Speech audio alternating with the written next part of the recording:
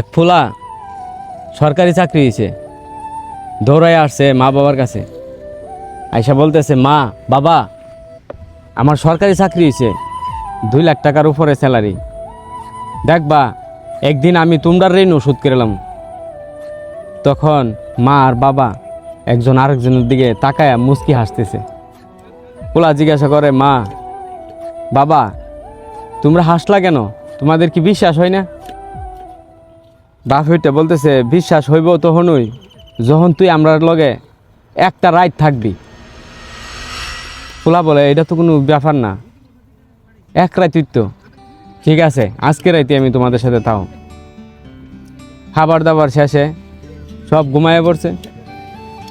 ঘুমায়ে পড়ার পর বাবা হঠাৎ করে বলতেছে, এই ফুলা তুই উঠ, আমার জ্বর উঠছে, আমার মাথার পানি দিয়ে দে। তখন ফুলার সাথে সাথে উঠটা বাপের মাথার পানি দিয়ে দিল। পানি টানি দেওয়ার পর আবার ঘুমায়ে পড়ছে। কতক্ষণ পরেই বলতেছে যে, আরে ফুট তুই উঠ উঠ, আমার খুব খিদা লাগছে, দেখ ফ্রিজে কিছু আছে কিনা।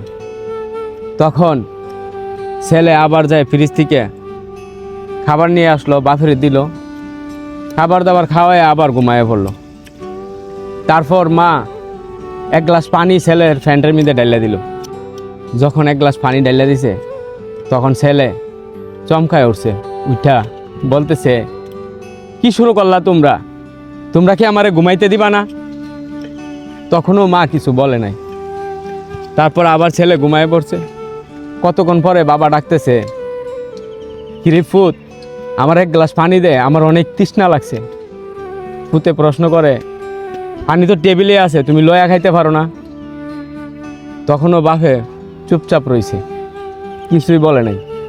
তারপর বলতেছে যে, ফুত আমার তো বাথরুম ধরছে, তুই আমার একটু বাথরুমে নিয়ে যা। তখন ফুতে জারি মেরে ওইটা বললো, তোমরা কি নাটক শুরু করছো, আমার কি তোমরা ঘুমাইতে দিবা না? তখন মা জবান খুললে বলল, এভাবে করে ওই আমাদের সাথে তুইও নাটক করছিলি ছোটবেলা।